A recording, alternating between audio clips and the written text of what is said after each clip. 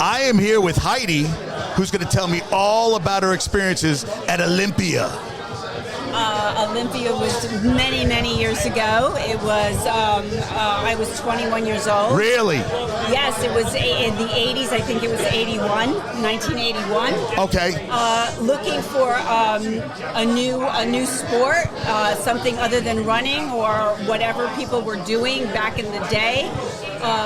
My boyfriend at the time knew the owner prior to Chris. Okay. So we wound up going into the gym, and I think I was hooked from the beginning. I was a very skinny young woman, and I was the first woman there. You were? Yes, first woman. Back in the day when it was the spandex thongs with the leggings, it was wonderful. But lots of respect from the guys, because that gym was no nonsense. It was no bullshit. Yeah. No bullshit. No bullshit. No, you came there to train. There was nothing nefarious. This wasn't a dating scene. This was about, we all shared that experience. Chris made it like family. Chris and his father, I should say. Yes. Chris Poro. Yes. You walked in there, every time you walked in there, it was like coming to family, but mutual respect with training, that was number one. And then you would bullshit a little bit, but honestly, at the time I was starting my career, I worked in the city, and my husband did too. What did you do as your career? I was a television producer. I started, obviously, my first job was, a very low-level producer on a soap opera.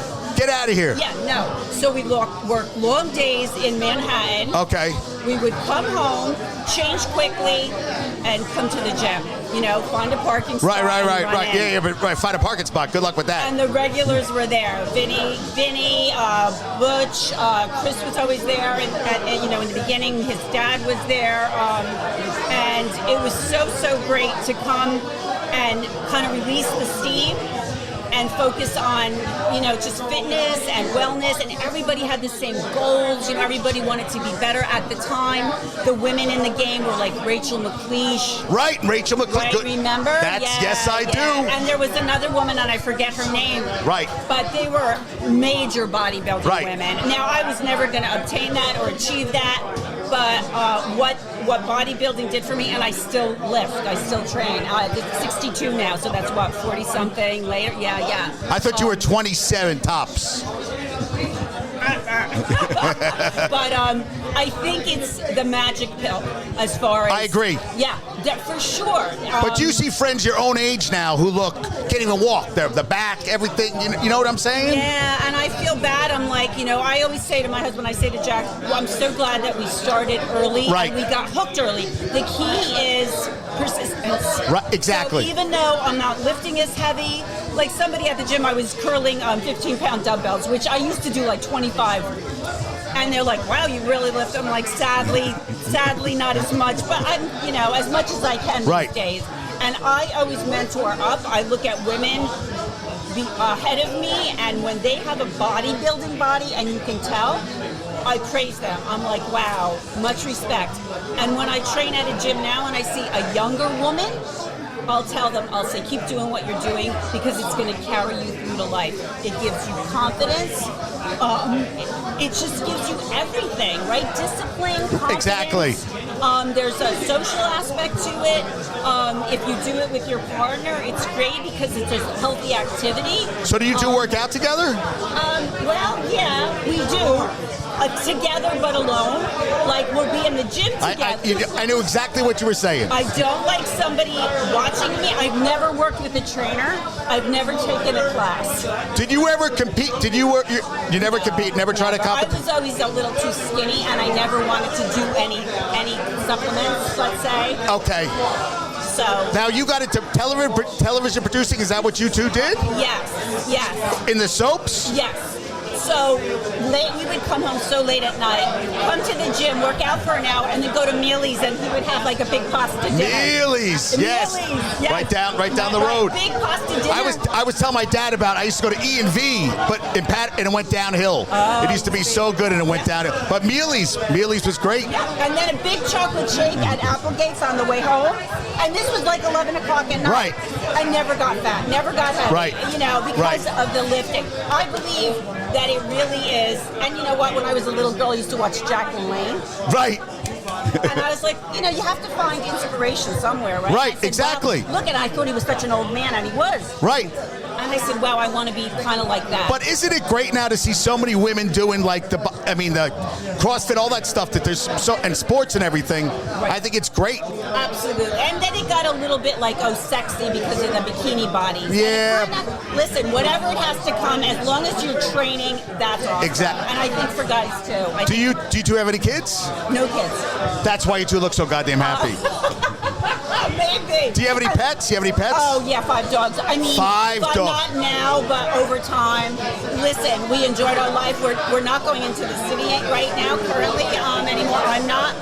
Every so often in the beginning of the year we did. But you never lived in the city? You never? No. That's why. That's what I want. Suburban kids.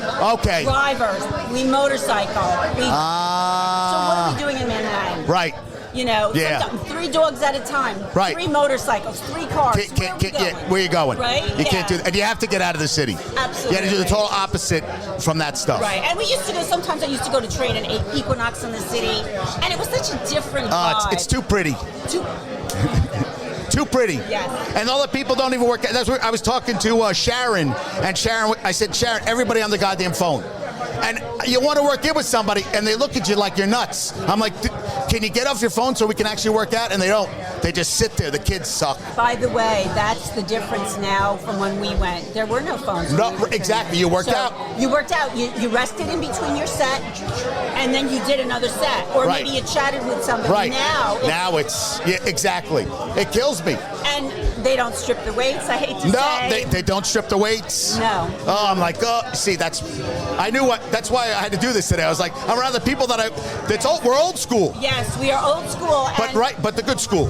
The best school. The best school. You know what? Sometimes I look at them and I say, you know what? Too bad you don't know better, but I'm so happy that I do. You know what I mean? And it's all good. It is, but it is true. It's their journey. It's a different journey, but our journey was like, wow. It was really worth all of the time and dedication that we put into it. Yes. I feel like. Yes. You know? And God knows what's going to happen, right? Sickness, whatever. Right. I mean, exactly. But you could say that you tried. Exactly. Right? You are awesome. Oh my God! I'm like, just keep going. Whatever she's taking, sell it in a bottle. We'll make billions. So what are you doing now? So I'm a personal trainer in the city, and I've been doing the podcast now I've done 1,383 shows. Wow. So I've been where do you do it? In my house. We live in the city, 44th Street, and when my girlfriend's at work, I do it when she's at work. 44th and what? 2nd and 3rd. Oh, okay. Yeah. Okay. So I live with my girlfriend, 300 square feet. Okay. Oh. Yeah. No wonder you gotta get out. And I'm like, so Chris asked me to do it. I was like, bring the stuff. Talk to everybody. I was like, all right, let's talk to everybody. And when were you at the gym?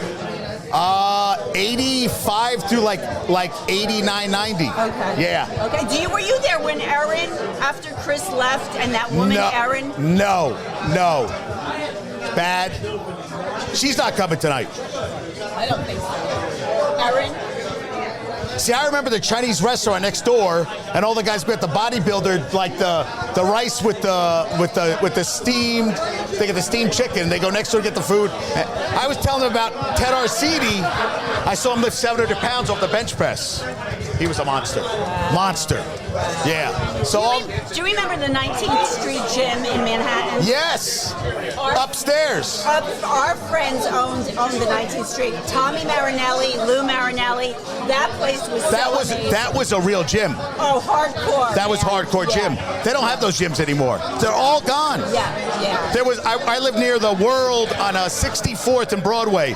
It was upstairs. There was always bodybuilders in there. They're all gone now. Yeah. Everything is, like it sucks. very fancy. Right? So where do you work out? Well, you live in Jersey now. Retro. We work out at a community gym, a community clubhouse, and I also supplement with Blink. With what? Blink. Oh, Blink. I do Blink in the city. Blink, yeah. So do you ride motorcycles still? Yeah. Dirt? And on the road? Harleys. So have you done cross country on the Harley? Yeah. Yeah. Did you ever go to it's in South Dakota? Did you ever go to the? Oh, I heard it's awesome. Do you ride? No, but my friend's parents, Mr. and Miss Latour, she's 4'0". They've gone cross country and back. And she rides her own bike. So he rides it, and she's on the back. I ride my own. Okay. Yeah, but he goes all around the country. Oh, okay. Yeah.